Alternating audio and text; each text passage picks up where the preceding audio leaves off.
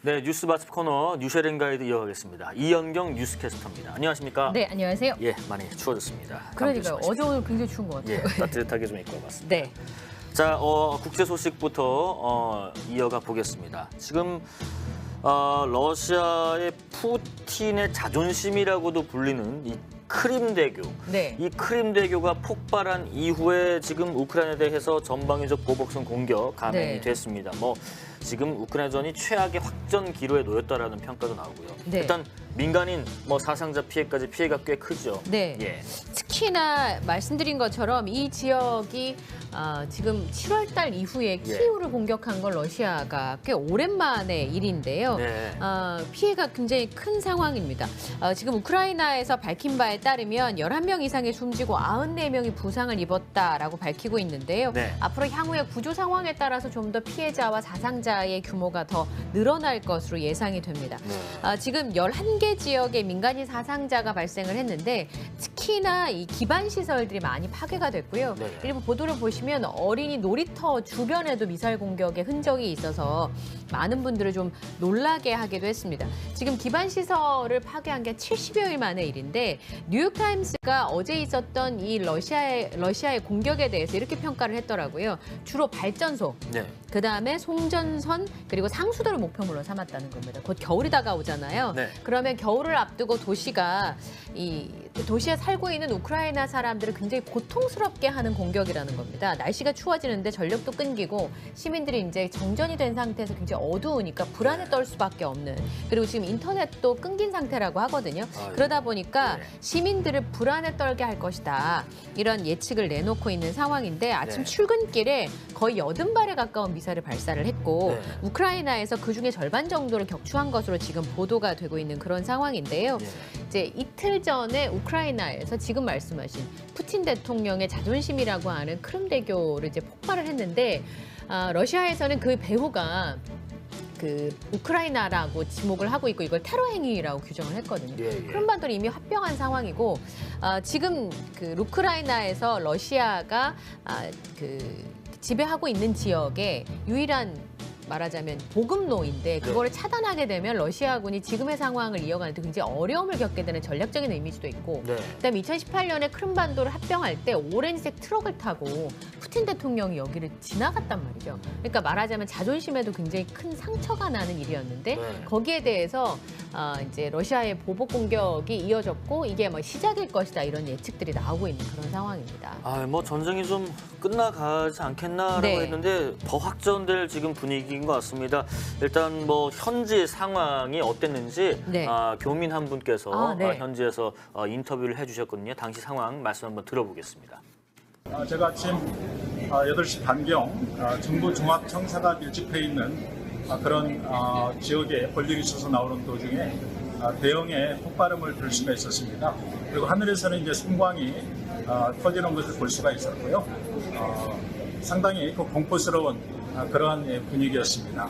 많은 분들이 여러 가지 패닉 또한 공포스러운 상황 속에서 지금 대피하고 있는 그런 상황입니다.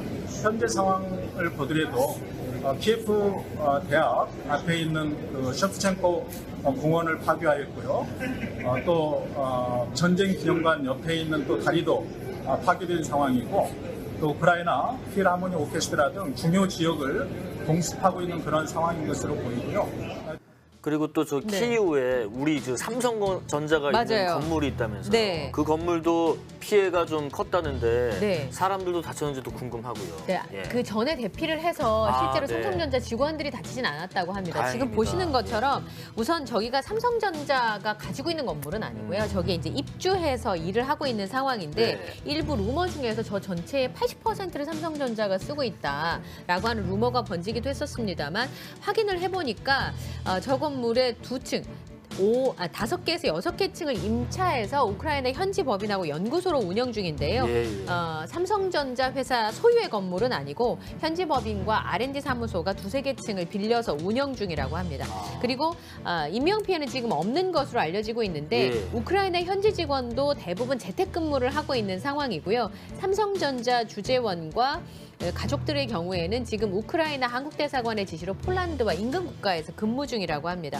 그리고 이제 그 근처에 있는 건물이 피해를 입으면서 외벽이 저렇게 깨지는 그런 피해를 입기도 했습니다. 이미 이제 뭐 철수한 상태이기 때문에 별다른 피해는 없는 것으로 알려지고 있습니다. 다행입니다. 뭐 건물 정도만 피해를 받고 인명 피해는 우리 교민들 또 이제 현지에서 근무하는 삼성 직원분들 다행히 아직까지는 없다고 합니다. 자, 다음은 저 사건 소식 좀 넘어가 보겠습니다. 요즘에 이 연예인분들 뭐 마약에 음주에 뭐 여러 가지 지금 소식들이 들어오고 있는데 오늘은 또 우리나라 대표 장수 그룹 보이그룹 신화의 멤버 신혜성 씨가 음주 측정 거부로 체포가 됐다고 하던데 지금 보니까 일단 음주 측정 거부하다가 현행범으로 체포된 게 있고 그다음에 뭐 도난 차량에서 음주 후에 잠들었던 얘기도 있고 그다음에 어떻게 본인 차가 아닌데도 음주운전을 하다가 잠이 들었는가. 또 잠든 장소도 기가 막힌 곳이더라고요. 탄천 2교에서 체포가 됐는데 도로 한복판에 차가 정차돼 있다. 새벽 1시 40분에 오늘 오전에 신고가 들어와서 가보니까 차 안에서 신혜성 씨가 잠들어 있었다는 겁니다. 도로 한복판에서. 그래서 발견 당시에 이제 경찰에서는 당연히 음주 측정을 요구했을 것이고요. 거부해서 말씀하신 것처럼 음주 측정 거부 혐의로 체포가 됐습니다. 근데 문제는 신혜성 씨가 타고 있던 차량이 도난 차량으로 알려져 있는데 지금 옆에 보시면 소속사에서 설명이 나왔거든요. 근데 강남구의 음식점에서 그 전날 11시쯤에 지인들하고 모임을 하고 음주를 했다는 거죠. 밤 11시네. 근데 발레 파킹을 하는 담당 직원이 차 키를 줘서 그걸 받고 귀가를 하던 중에 도로에서 정차를 하고 잠이 들었다는 겁니다. 그래서 경찰이 음주 측정을 거부하고 체포됐다는 건데 우선은 자기 차가 아니라는 사실 그리고 저거는 좀 음주운전한 사실을 모르고 운전했다. 그렇죠. 그렇게 지금 써 있죠. 신혜성 씨 행동은 변명의 여지가 없다. 너무나 죄송하다. 다시 한번 심려를 끼쳐서 죄송하다. 이런 그 소속사의 입장이 올라왔는데요.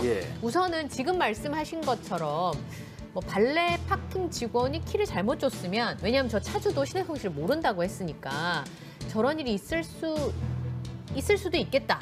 거기까지 생각을 할 수 있는데 음주 측정을 거부했는데 앞에 이제 음주운전한 사실을 모르고 운전을 그건 좀 이해가 안 되는 부분이고. 일단 발레 파킹 기사가 차 키를 줬는데 내 차인지 아닌지도 모르는 거면 이건 만취예요. 내 차인지는 알아야죠. 그리고 차 키를 줘도 그거를 운전석에 앉으면 안 됐죠. 대리를 불렀어야죠. 아니면 차를 두고 가든가. 그리고 음주운전을 하다가 지금 탄천 2교 밑에서 잠들었다는 거 아니에요. 탄천교 여러분들 아시는 분은 아시겠지만 거기 차 엄청 다니는 데고 거의 뭐 큰 대로로 나가는 길 복판인데 거기서 잤다는 거 아닙니까? 근데 신혜성 씨는 제 기억에도 예전에도 음주 한번 하다 걸린 적 있었죠. 그 당시 2007년이었는데 압구정동에서 삼성동까지 음주운전을 하다가 적발이 됐었습니다. 그 당시 혈중 알코올 농도가 0.097%였거든요. 맥주 한 병을 마셨다고 하는데 뭐 등식이 잘 성립은 안 됩니다만 어째 그 당시에 이제 신혜성 씨 차에 동승자가 한 명 있었어요. 근데 그 당시에도 음주 단속에 걸리자 다른 차량을 이용해서 현장을 빠져나간 것으로 알려져 있었고요.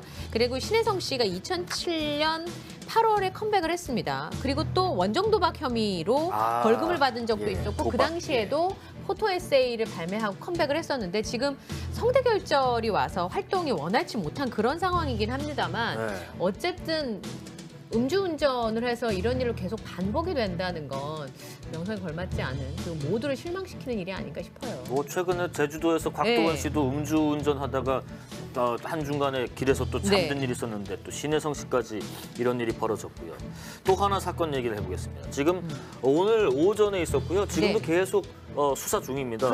서울 한복판에서 잠원동이면 뭐 완전 서울 강남권의 한복판인데 권총으로 극단적인 선택을 하려다가 지금 이제 병원에서 조치를 받고 있는 남성이 있다고 하던데 일단 뭐 극단적인 선택을 시도했다는 것도 참 안타까운 일이지만은 총으로 미국에서 일어날 법한 일인데 총으로 그것도 권총으로 어떻게 권총 어디서 났대요? 이분 직업이 좀 특수한 직업인지 그럴 거라고 저는 생각을 했는데 보통 우리나라에서 총을 소지할 수 있는 사람 군인 아니면 군인, 경찰이잖아요. 경찰, 뭐 아니면 특수한 뭐 직원들. 네, 아닌 것으로 지금 알려지고 있는 그런 상황입니다. 총을 어디서 났죠, 그러면? 그러니까 지금 이 경찰에서 알려진 바에 의하면 해당 총기가 389경 권총이에요. 그리고 총본이 있는 정식 총기고 실탄도 같이 발견이 됐다고 합니다. 지금 현재 총기에 남아있는 DNA랑 지문 등을 채취하기 위한 감식을 진행하고 있는데 말씀드린 것처럼 군인이나 경찰처럼 총기를 다루는 직업이 아닌 민간인인 것으로 알려지고 있습니다.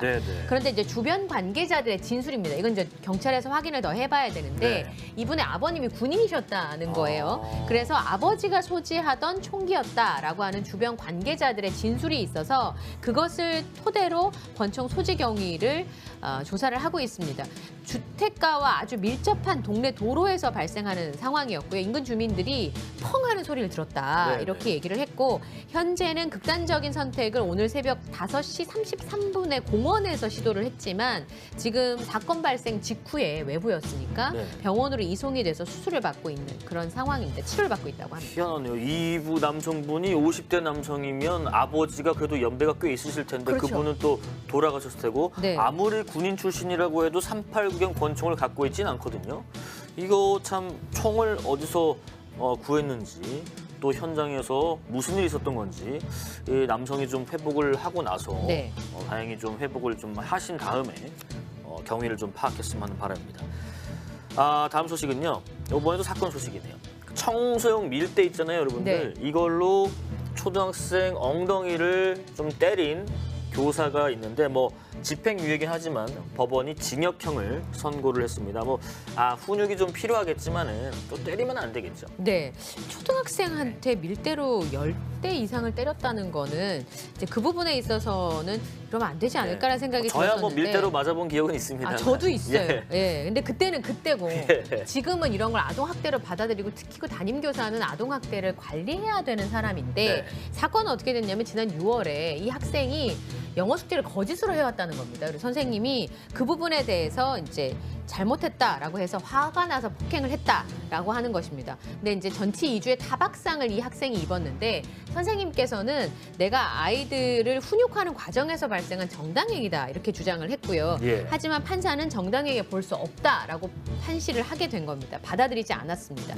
제가 말씀드린 것처럼 초등학교 교사는 아동학대의 신고 의무자인데 자신이 보호하던 아동에게 신체적으로 학대 행위를 했고 피고인과 피해자의 관계, 범행 방법을 비춰봤을 때 죄질이 굉장히 무겁다라고 판시를 했습니다. 대신에 이 학생 측과 합의를 했고요. 그리고 전과가 없기 때문에 그리고 그 학생 쪽에서 선생님 처벌을 바라지 않는다라는 의견을 참작해서 집행유예를 선고한다 이렇게 선고를 했습니다.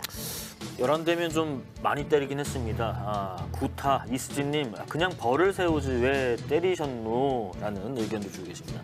요새 뭐 학생 이런 인권 많이 좀 강조를 하고 있고 이미 뭐 강조된 방편들이 많지만은 그만큼이나 또 교권 침해 행위도 많다라는 얘기도 있는데 최근에 뭐 교육당국이 뭐 교권 침해를 좀 막기 위한 뭐 대응책을 마련하겠다고 했는데 뭐 지금까지 나온 게 있습니까? 혹시? 그러니까 지금 얘기 나오는 건 뭐냐면 교권을 침해받지 않기 위해서는 만약에 교권 침해 사례가 발생했을 때 학생 기록부에 적자라는 거죠. 그러니까 입시를 할 때 그런 행위를 했을 때 저 화면도 굉장히 화제가 됐었던 제가 한번 전해드렸었잖아요. 이제 이런 경우에는 그 교권 침해를 학생 기록부에 남겨서 대학 입시에 불이익을 주겠다라고 하는 건데 이 부분에 우려가 있어요. 낙인 효과도 있고 사실 학생들은 배워서 성장하는 과정에 있는 건데 그 당시의 일들로 이렇게 부작용이 생기지 않을까 이런 걱정들을 하고요.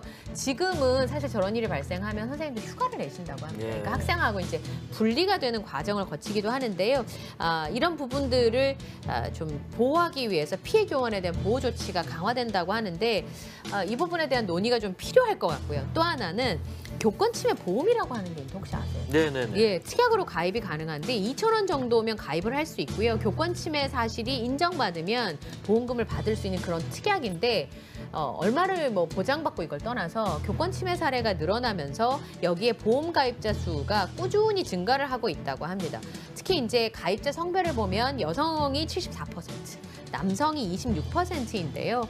아까 말씀드렸던 것처럼 교권도 침해당해서는 안 되고 아동들의 인권도 보장이 되어야 하는 부분인데 한쪽이 지나치기보다는 납득할 수 있는 수준에서 사회적 합의가 필요하지 않을까 싶습니다. 뭐 선생님과 학생 간의 관계가 참 어려워졌습니다. 네. 뭐 이 학생들의 인권도 중요하지만 교사들의 교권도 네. 뭐 간과해서는 안 되는 부분이니까요. 다음 소식은 우루사. 이거 뭐 차두리 전 국가대표가 뭐 간 때문이 했던 광고로 그죠. 굉장히 유명했던 그 맞아요. 우루사. 그 우루사를 사면 되지. 우루사를 살 때 우루사가 맞는지를 왜 꼼꼼히 확인해야 되는 건지 이해가 안 됩니다. 그러니까 우루사를 사려면 어디를 가야 될까요? 약국아닌가요? 예, 그런데 그거를 인터넷에 살 수 있다면요? 우루사 인터넷에 못 살걸요? 네, 왜 못 사나요?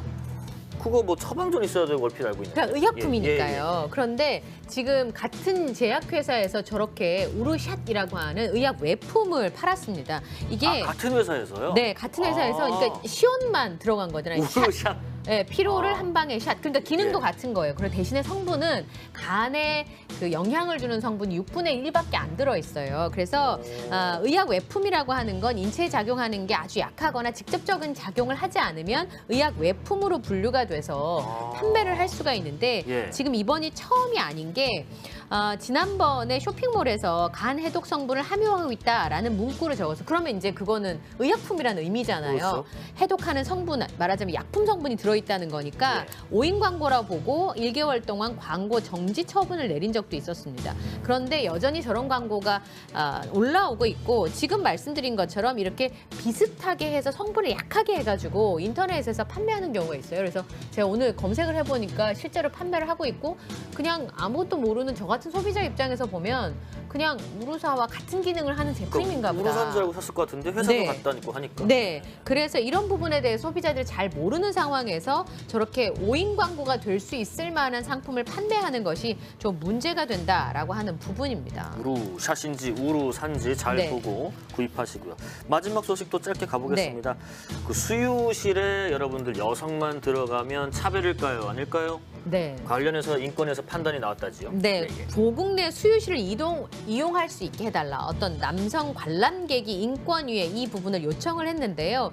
문화재청이 0세에서 2세의 영유아를 동반한 관람객이면 누구나 성별에 상관없이 전국 고궁의 수유실을 이용할 수 있도록 조치를 하게 된 겁니다. 사실은 예전에 이 영유아를 데리고 수유실을 가려고 하다가 제지를 당한 거예요. 남성이란 이유만으로. 근데 분유 먹이는 건 남자와 여자가 다를 수 없는 그런 상황이기는 한데요. 2018년에 원래 수유실은 수유를 목적으로 들어가야 되는데 그런 목적이 아닌 남성 관람객이 수유실에 들어가는 바람에 민원이 제기가 돼서 남성들의 출입을 제한해 왔었거든요. 근데 인권위에서 이번에 이 진정을 받아보고 영유아를 동반하면 남성의 수유실 출입을 제한하는 것은 이 공평성에 어긋난다라고 판단을 하고요. 성별 제한을 없애기로 했습니다. 그래서 문화재청에서는 창경궁 내에 있는 수유실 안내 문구를 엄마와 아기만의 공간이라고 하지 않고요. 영유아, 그러니까 0세에서 2세를 동반한 관람객으로 변경을 했다고 합니다. 그리고 이제 편의시설 정비를 해서 2군데 이상 더 확충을 할 계획이라고 하고요. 근데 이제 남성 수유하시는 관람객이 들어가시면 좀 민망한 상황이 발생할 수도 있는 상황이잖아요. 그래서 요걸 이제 분리돼서 이용할 수 있는 그런 부분들을 준비할 예정이라고 하고 또 고궁 직원들을 대상으로도 교육을 시행할 예정이라고 합니다. 수유실 저렇게 생겼군요. 네. 잘 돼 있네요. 그 커튼도 딱 쳐놓으면 될 것 같고 그리고 저는 막연하게 수유라고 하면 모유 수유만 생각해서 네, 그렇지 않죠. 당연히 남자가 들어가면 안 되는 거 아니야 했는데 우유병으로도 줄 수 있고 그렇겠네요. 네, 전자레인지도 있고 이유식을 먹을 때도 있으니까요. 이유식도 있고. 0세에서 2세 사이는 이유식을 먹기도 하고 분유를 먹기도 하고 또 모유 수유하시는 분들도 계실 수 있으니까 그런데 남자분들도 잘하시려면 정말 잘하시거든요. 그러니까 이용할 수 있도록 해놓는 게 맞는 것 같습니다. 알겠습니다.